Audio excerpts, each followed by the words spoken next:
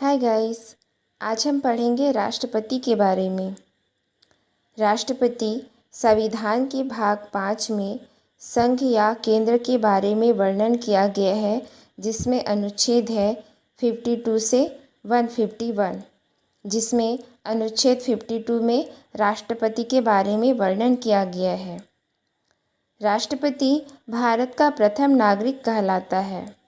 राष्ट्रपति संवैधानिक प्रमुख होते हैं। राष्ट्रपति केवल नाम मात्र का कार्यपालिका का प्रमुख होता है। भारत में प्रधानमंत्री कार्यपालिका का वास्तविक प्रमुख होता है। कार्यपालिका के प्रमुख कौन होते हैं? राष्ट्रपति। और कार्यपालिका के वास्तविक प्रमुख होते हैं प्रधानमंत्री। अब हम अनुच्छेद देखते हैं। तो अनुच्छेद 52 में वर्णन है भारत का एक राष्ट्रपति होगा।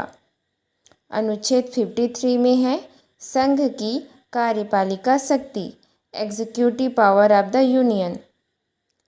भारतीय संघ की कार्यपालिका शक्ति राष्ट्रपति में ही निहित है। अनुच्छेद 54 में है राष्ट्रपति का निर्वाचन, इलेक्शन ऑफ प्रेसिडेंट। कौन कराता है?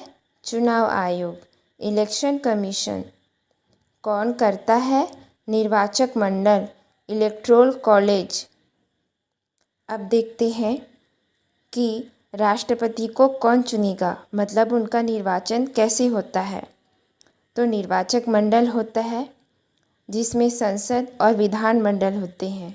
संसद में लोकसभा और राज्यसभा और विधानमंडल से सिर्फ विधानसभा, विधान परिषद भाग नहीं लेता।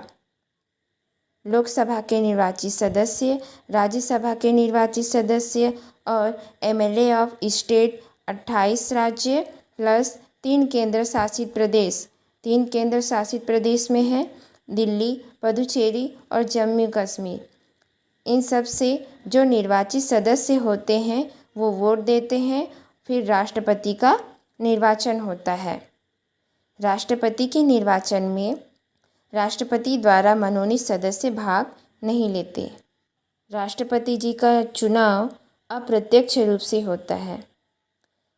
राष्ट्रपति चुनाव के लिए प्रस्तावक एवं अनुमोदकों की कम से कम 50-50 संख्या होनी चाहिए।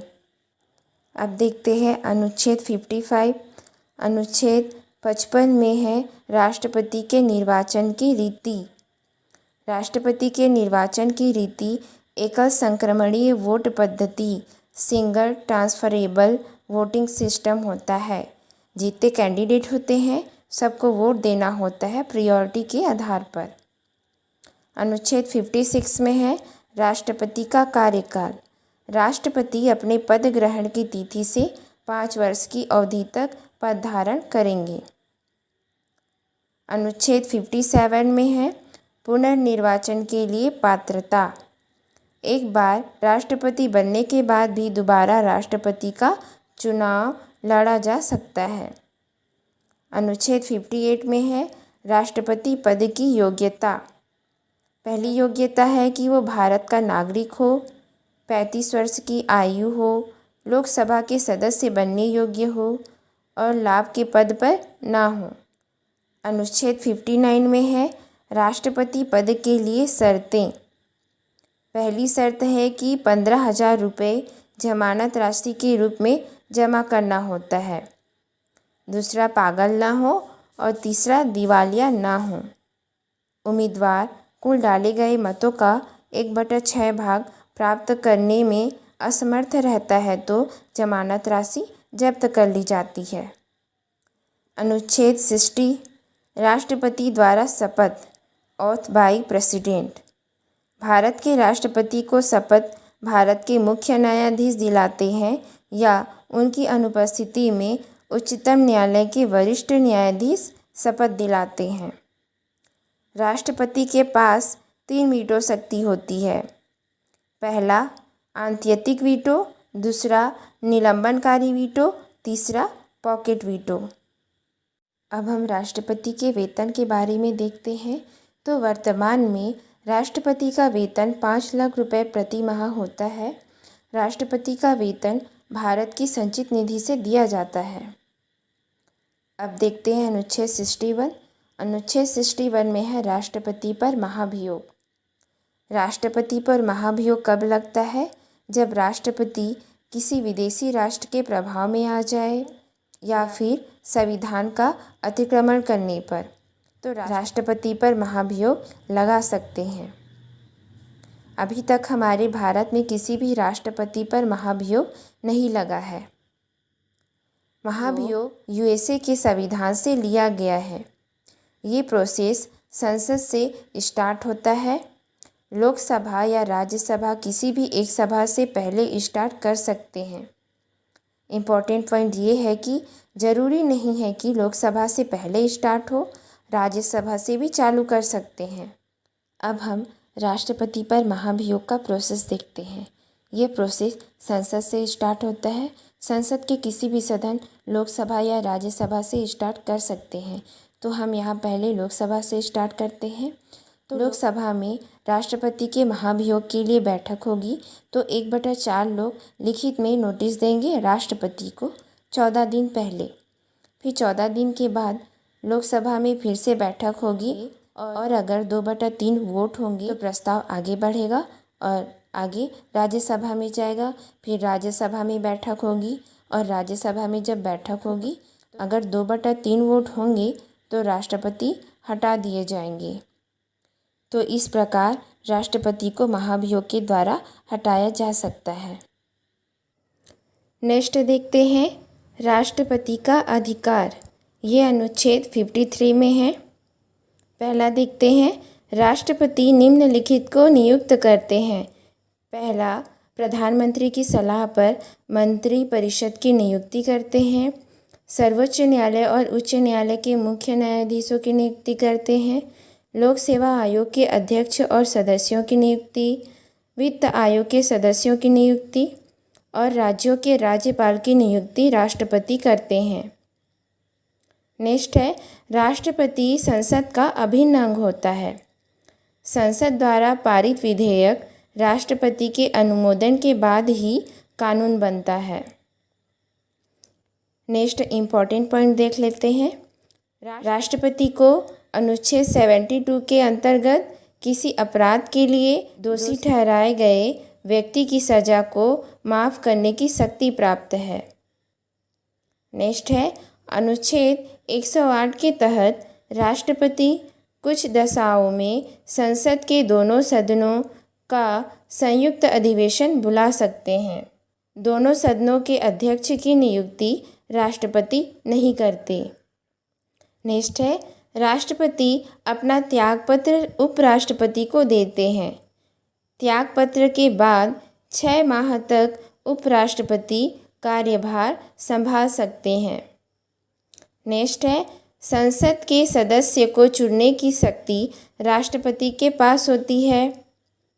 नेक्स्ट है अनुच्छेद 123 के तहत राष्ट्रपति को अध्यादेश जारी करने की शक्ति प्रदान की गई है।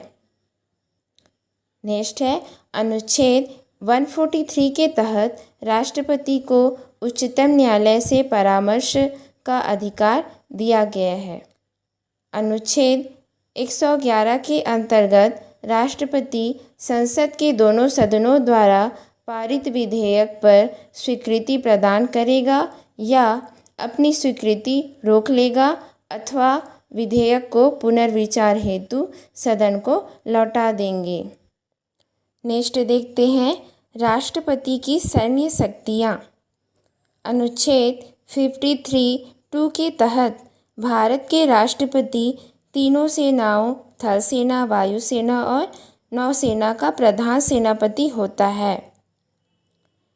बिना राष्ट्रपति के हस्ताक्षर किए किसी देश से युद्ध ना तो शुरू किया जा सकता है और ना ही खत्म किया जा सकता है।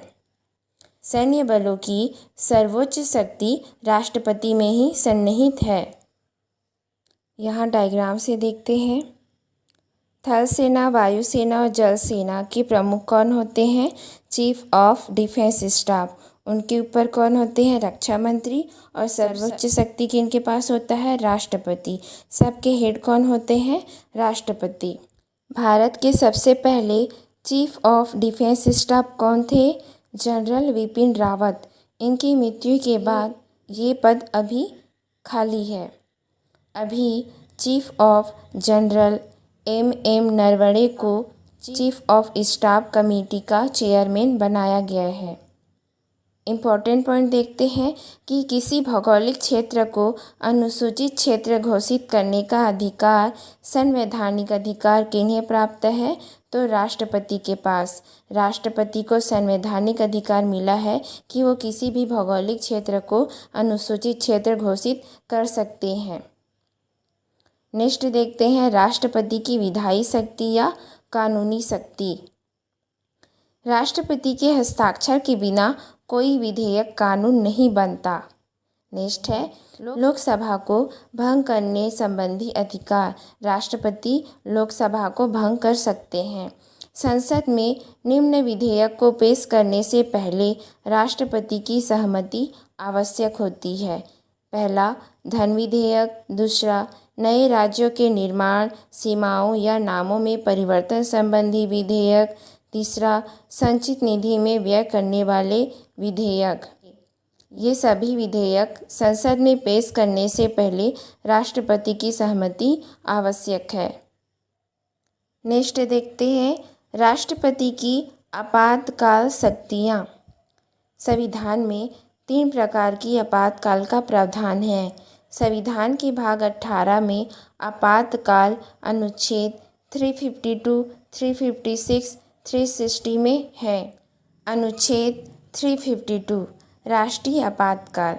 राष्ट्रीय आपातकाल हमारे भारत में 3 बार लगा है। पहला राष्ट्रीय आपातकाल कब लगा था? 1962 में, भारत और चीन के मध्य जब युद्ध हुआ था। सेकेंड राष्ट्रीय आपातकाल कब हुआ था? 1971 में, भारत और पाकिस्तान के मध्य युद्ध हुआ था। तीसरा राष्ट्रीय आपातकाल कब लगा था? 1975 में, आंतरिक अशांति के आधार पर। अनुच्छेद 356 में है राज्य में राष्ट्रपति शासन। अनुच्छेद 360 वित्तीय आपातकाल। वित्तीय आपातकाल भारत में कभी नहीं लगा है। नेक्स्ट देखते हैं राष्ट्रपति की राजनैतिक शक्तियाँ। दूसरे देशों के साथ कोई भी समझौता या संधि राष्ट्रपति के नाम से ही की जाती है। नेक्स्ट है राष्ट्रपति विदेशों के लिए भारतीय राजदूतों की नियुक्ति करते हैं और भारत में विदेशों के राजदूतों की नियुक्ति का अनुमोदन करते हैं। नेक्स्ट इम्पॉर्टेंट पॉइंट देख लेते हैं। एकमात्र व्यक्ति जो 2 बार राष्ट्रपति रहे वो कौन थे? राजेंद्र प्रसाद। पहली महिला राष्ट्रपति कौन थी? प्रतिभा पाटिल। निर्विरोध जीतने वाले राष्ट्रपति कौन थे? नीलम संजीव रेड्डी। राष्ट्रपति की मृत्यु उनके कार्यकाल के दौरान हो गई, वे कौन थे? पहला जाकिर हुसैन जो 1967 से 69 तक थे। सेकेंड फ़खरुद्दीन अली अहमद जो 1974 से 1977 तक थे। वर्तमान में राष्ट्रपति कौन है? श्री रामनाथ कोविंद। देश के वर्तमान राष्ट्रपति रामनाथ कोविंद का कार्यकाल 24 जुलाई को समाप्त हो जाएगा और 25 जुलाई 2022 को नए राष्ट्रपति के रूप में द्रौपदी मुर्मू शपथ लेंगी। द्रौपदी मुर्मू 25 जुलाई 2022 को 15वें राष्ट्रपति के रूप में शपथ लेंगी। Thank you. आगे हम नेक्स्ट क्लास में देखेंगे। Thank you.